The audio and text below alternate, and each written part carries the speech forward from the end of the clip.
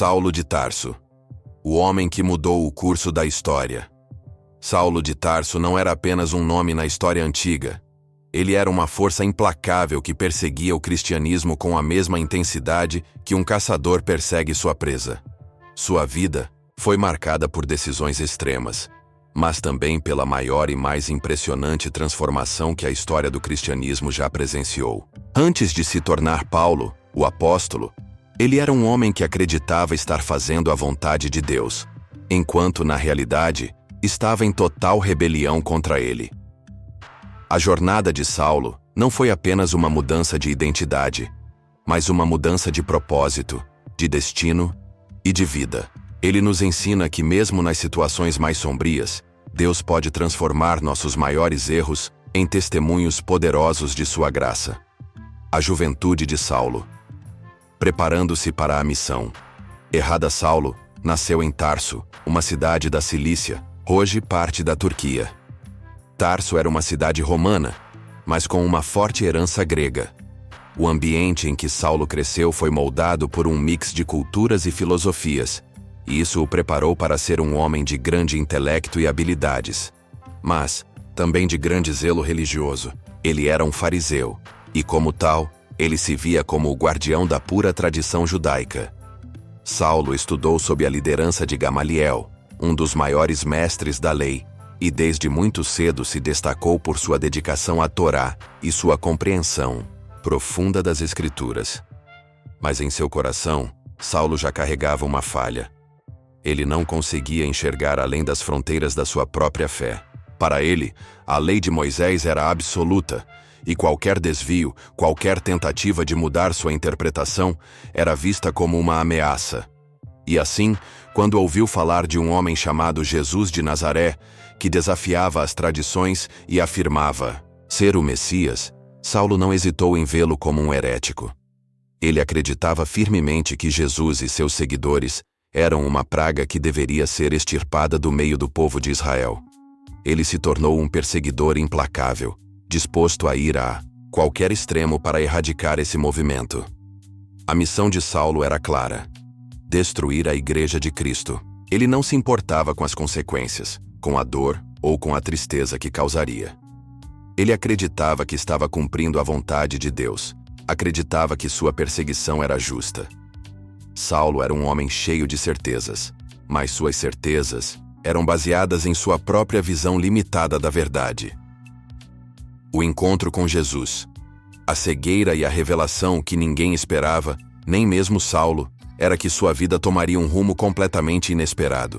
Em um dia comum, Saulo se dirigia para Damasco, onde tinha ordens para prender mais cristãos. Ele estava sedento por vingança, determinado a eliminar os seguidores de Jesus e pôr fim a esse movimento. Mas no meio do caminho, algo inexplicável aconteceu. Uma luz brilhante apareceu, envolvendo Saulo e derrubando-o de seu cavalo. Ele caiu no chão e, atordoado, ouviu uma voz que dizia: Saulo, Saulo, por que me persegues? Atos 9:4. Imagine o impacto dessa frase na mente de Saulo. O que ele provavelmente esperava ouvir eram palavras de julgamento e condenação. Mas em vez disso, ele ouviu Jesus, o homem que ele acreditava ser um falso profeta, chamá-lo pelos nome. Saulo, ainda cego pela luz e pela confusão, perguntou: Quem és, Senhor? E Jesus respondeu: Eu sou Jesus, a quem tu persegues. Este momento foi o divisor de águas na vida de Saulo. Ele ficou cego fisicamente, mas mais importante ainda, ele estava finalmente pronto para enxergar a verdade espiritual. Por 3 dias, Saulo permaneceu sem visão, sem comida e sem água, refletindo sobre o erro de sua vida e o profundo engano em que havia vivido. Ele estava agora em uma posição de vulnerabilidade absoluta, e foi nesse estado que ele começou a entender a profundidade do amor de Deus e da missão de Cristo. A conversão. Saulo se torna Paulo. Após esses 3 dias de introspecção, um homem chamado Ananias, obedecendo a um chamado de Deus, foi até Saulo e o curou de sua cegueira. Mas a cura não foi apenas física, ela foi espiritual. Saulo, agora com os olhos abertos, foi batizado e recebeu um novo nome, Paulo. Ele passou a ser conhecido como o apóstolo dos gentios, aquele que, em vez de perseguir os cristãos, se tornaria o maior defensor da fé cristã. Essa transformação, de Saulo para Paulo, é um dos maiores testemunhos de como Deus pode mudar a vida de uma pessoa. O homem que uma vez era responsável pela prisão e morte de cristãos, agora se tornava um dos maiores missionários que o mundo já conheceu. Ele não apenas mudou seu nome, mas sua vida, seus objetivos, seus sonhos e, mais importante, seu entendimento sobre Deus. Paulo passou a viajar por todo o Império Romano, pregando o Evangelho e fundando igrejas. Ele enfrentou prisões, perseguições e até naufrágios, mas nada o fez desistir de sua missão. Em 2 Coríntios 11, 24, 27, Paulo fala sobre as dificuldades que enfrentou dizendo: 5 vezes recebi dos judeus os 40 açoites menos 1.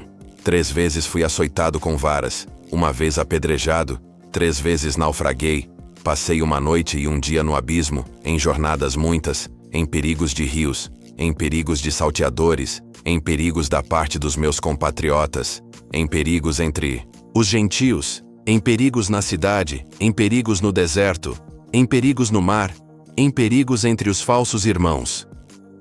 Mesmo diante de todas essas adversidades, ele continuou firme em sua fé, acreditando que sua missão era dada por Deus. Mas qual é o significado disso para nós hoje? Paulo e Silas hoje. Vivendo a transformação hoje, podemos ser como Paulo e Silas de diversas formas. Em Atos 16, Paulo e Silas enfrentam uma situação que, à primeira vista, parece absurda. Eles são presos e colocados no cárcere por pregar o Evangelho, mas ao invés de se entregarem ao desespero, eles cantam louvores a Deus. Por volta da meia-noite, Paulo e Silas oravam e cantavam hinos a Deus, e os outros prisioneiros os escutavam. Atos 16, 25.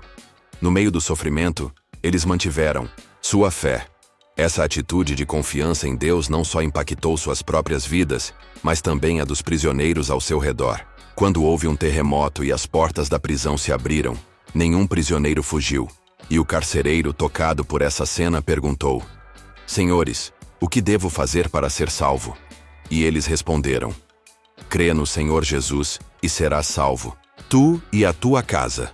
Atos 16, 30, 31.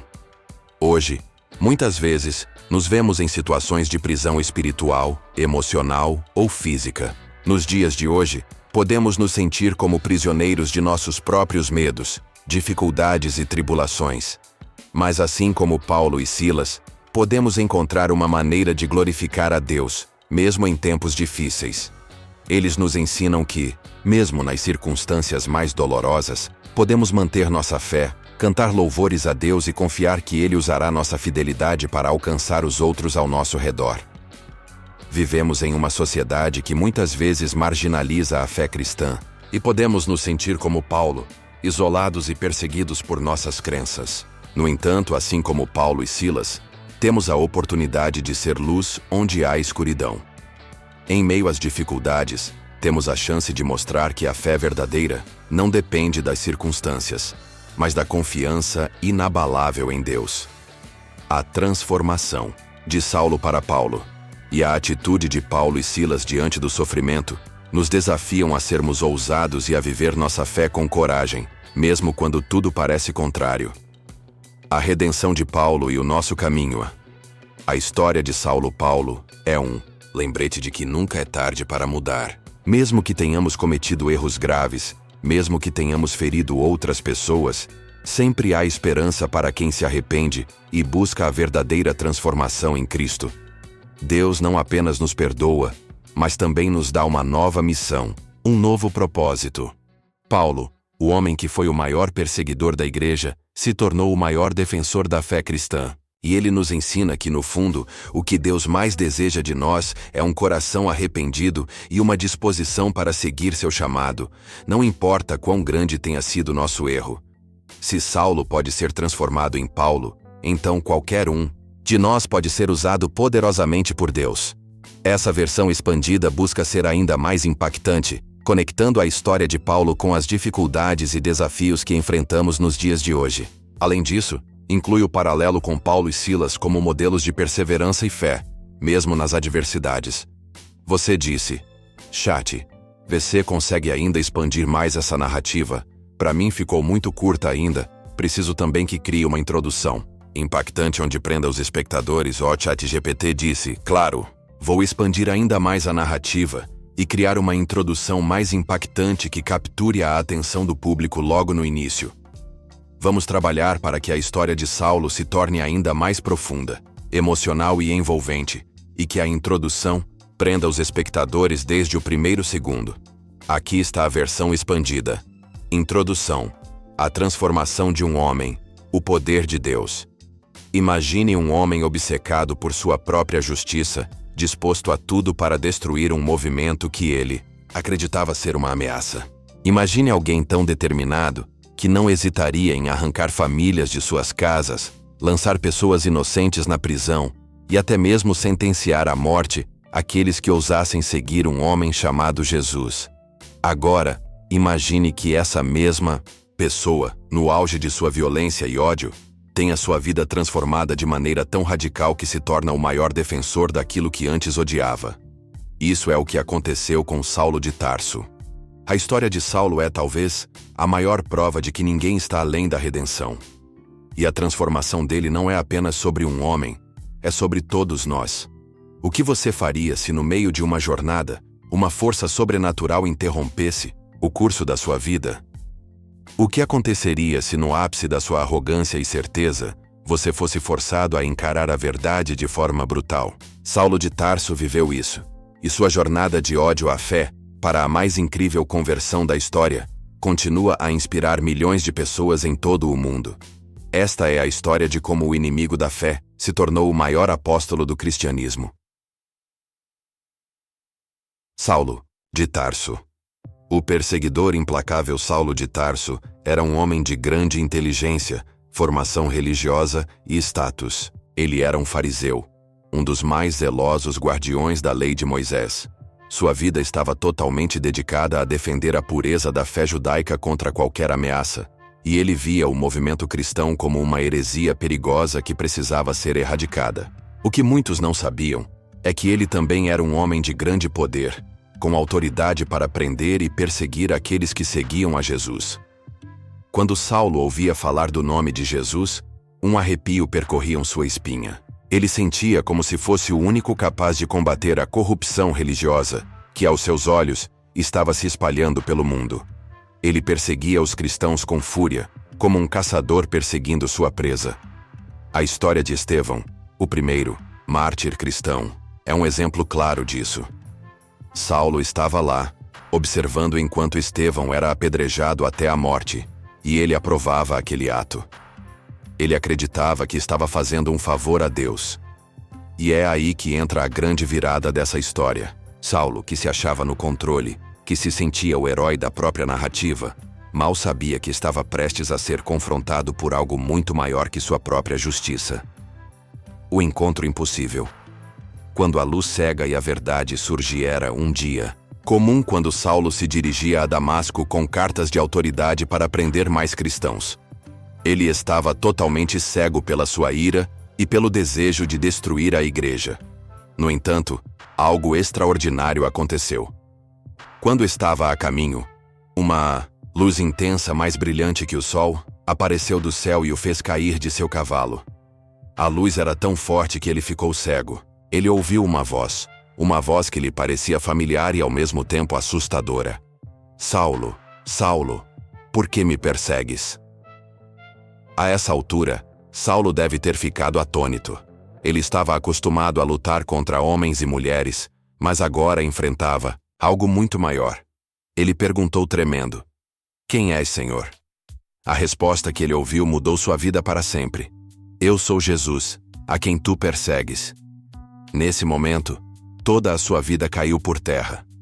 A perseguição, a raiva, a cegueira espiritual que ele carregava desapareceu diante da imensidão da verdade. A realidade que ele pensava conhecer foi destruída, e o homem que acreditava ter a razão absoluta sobre tudo foi forçado a encarar a verdadeira razão de sua existência. A cegueira física e espiritual. Nos 3 dias seguintes, Saulo permaneceu cego, sem comer ou beber. Ele estava fisicamente cego, mas mais importante ainda, ele estava sendo forjado de novo no interior, para enxergar a verdade de Deus. Era como se sua cegueira física fosse o reflexo da cegueira espiritual que ele carregava. Era a oportunidade para que sua visão sobre tudo o que ele acreditava fosse quebrada e reconstruída.